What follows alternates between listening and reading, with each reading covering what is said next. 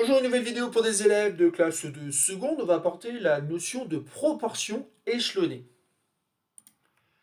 Et pour comprendre cette notion, j'ai choisi un exercice assez simple, hein. On considère donc un lycée dans lequel la proportion des élèves de seconde qui sont passés en première générale est de 0,92. Parmi ces élèves passés en première générale, la proportion des élèves qui ont choisi la spécialité maths est de 0,65.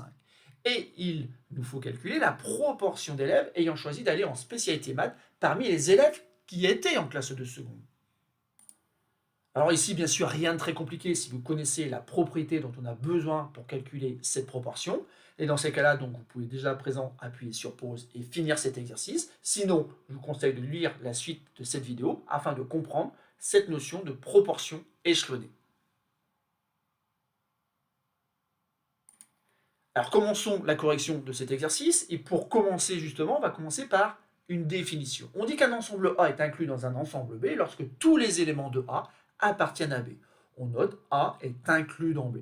C'est exactement ce que j'ai représenté ici. J'ai représenté donc un ensemble A qui est inclus dans un ensemble B qui est lui-même inclus bien sûr dans un ensemble E, l'ensemble E de départ. Et ça correspond bien à notre situation, car l'ensemble E n'est rien d'autre que l'ensemble des élèves de classe de seconde.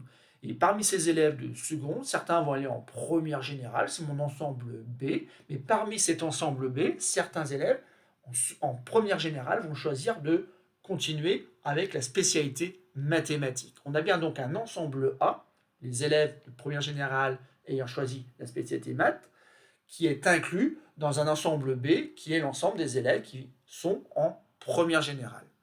Et donc l'idée maintenant, c'est de calculer la proportion de A, pas dans B, parce que celle-là on la connaît, la proportion de A dans B c'est 0,65, mais la proportion de l'ensemble A dans l'ensemble E, la proportion d'élèves en première générale avec la spécialité maths parmi les élèves qui étaient en classe de seconde. Et pour cela, on a besoin d'une propriété, une propriété qui est très simple.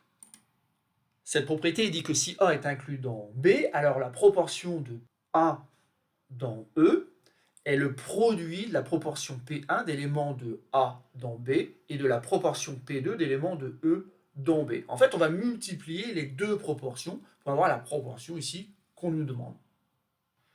On a donc ici P qui est égal au produit 0,92 multiplié par 0,65.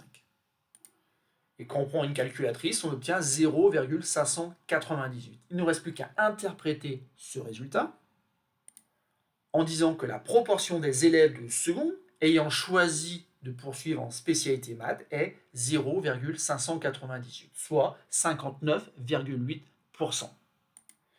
Voilà, c'est déjà terminé pour ce petit exercice.